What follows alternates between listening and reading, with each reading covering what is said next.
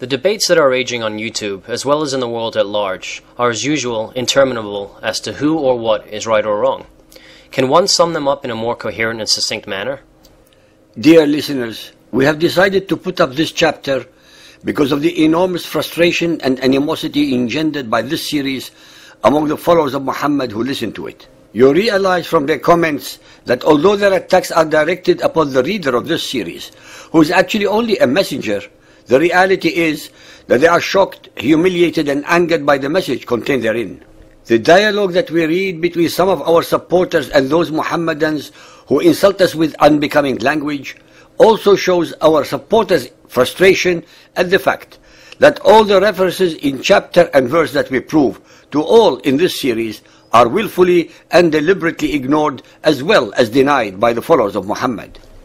We have therefore decided to create a scenario reversing the role of the Muhammadan so-called believers with that of the so-called unbelievers, having the Muhammadans on the receiving end of hate, to find out how they would address themselves and react under this hypothetical situation. In this assumed version of the Bible, the believers will be the Christians and the Jews, while the unbelievers will be the Muhammadan Muslims or simply Muhammadans. At the end of each verse recited, we shall give the actual name, chapter and verse of its Quranic original.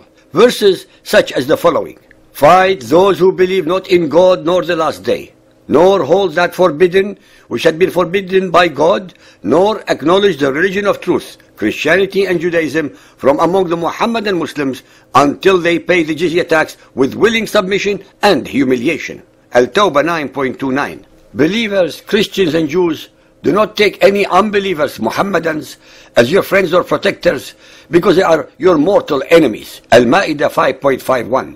Believers, Christians and Jews, the Muhammadans say that Muhammad is the Son of God. That is a saying from their mouths. In this, they but imitate what the unbelievers of old used to say. May God's curse be on them. How they are deluded away from the truth. Al-Tawbah 9.30. Therefore, when you meet the Muhammadans, smite at their necks. Muhammad 47.4. Strive hard, jahidu, against the Muhammadans and be firm against them. Their abode is hell, an evil refuge indeed. Al-Tawbah 9.73. As for those disbelieving infidels, Muhammadans and pagans, God will punish them with a terrible agony in this world and the next. Al-Imran 3.56. It is the wish of the followers of Muhammad to lead you astray, but they make none to go astray except themselves, but they perceive it not. 3.69. O you who believe, Christians and Jews, take not into your intimacy those outside your religion, Muhammadans. They will not fail to corrupt you. They only desire your ruin. Rank hatred has already appeared from their mouths. What their hearts conceal is far worse. 3.118. In blasphemy, kafara, indeed are those that say that God is Muhammad, son of Amina. Al-Ma'idah 5.17. For the iniquity of the Muhammadans, we made unlawful for them certain foods, good and wholesome, which had been lawful for them, in that they hindered many of God's way. Al-Nisa 4.160. Strongest among men in enmity to the believers, Christians and Jews, will thou find the Muhammadans. Al-Ma'idah 5.82. Of the Muhammadans, there are those who displace words from their right places and say, we hear and we disobey. Al-Nisa 4.46. But when the forbidden months are past, then fight and slay, faqtulu, the Muhammadans wherever you find them, and seize them, beleaguer them, and lie in wait for them in every stratagem of war. Al-Tawbah 9.5. Those who believe, Christians and Jews, fight in the cause of God, and those who reject faith, Muhammadans, fight in the cause of evil. يُقَاتِلُونَ فِي سَبِيلِ الطَّاغُوتِ. So fight ye, فَقَاتِلُوا, against the friends of Satan. An-Nisa 4.76. Followers of Muhammad, if these verses were truly in the Bible and pointed at you in crystal clear language, what would you think? How should you react? Would you, in all honesty and sincerity, accept these insults directed at you and remain unmoved and unperturbed? Would you feel comfortable among Christians and Jews when you would have known their real thoughts and feelings towards you? What do you think the fundamentalists among the Christians and Jews would have had to do to the followers of Muhammad if they considered these to be the inviolate and immutable words or instructions of God regarding you? Ladies, gentlemen, and followers of Muhammad, these are only a fraction of the hundreds upon hundreds of similar verses in the Quran that fill its chapters. By what stretch of logic, morality, justice, or imagination do you think you have the right to hate, war against, humiliate, subjugate, and insult other human beings whose beliefs are not the same as yours? Even if you presume that your cult belief system is superior to everybody else's, this does not give you the right to force it upon any other human beings. You have the right to evangelize your beliefs and debate them with others to convince them into accepting Muhammad and Islam, but it is up to the individual human being to decide to join you or not. Why, if Muhammad and Islam, in your opinion, is superior to other beliefs, do you need to resort to violence, force, and terror to convert others? Why, if it is such a sublime belief system, do you need to butcher any who changes one's mind and want to opt out of it? Why do you discriminate against all other beliefs in your Muhammadan countries, but have the audacity to demand your religious rights in Christian, Buddhist, and Hindu countries?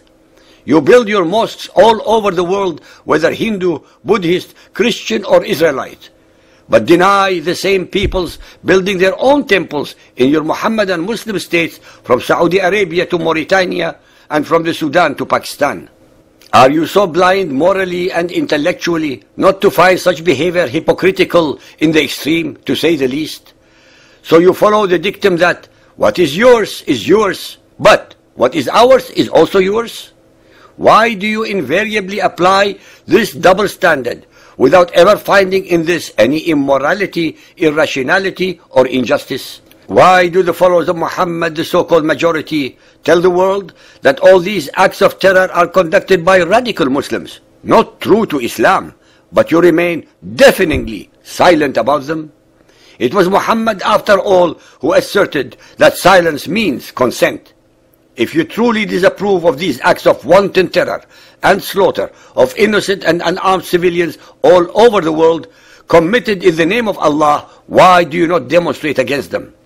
You vented your anger and had time to demonstrate about cartoons that killed no one.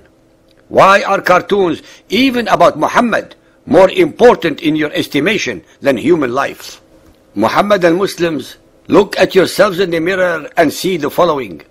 You write more but learn less. You have more degrees but less common sense. You have more knowledge but less judgment. You hate too much and love too little. You talk too much but make no sense. You are very long on quantity but very short on quality. You don't have a life because you prefer death. You aggress upon others but whine that you are victims. You boast about yourselves but all is empty rhetoric. This chapter is dedicated to you only, to make you think if your own attitude toward the so-called unbelievers is justified. Can any follower of Muhammad listening to this chapter answer any questions truthfully and realistically? The time for you to get enlightened and re-evaluate your belief system is now.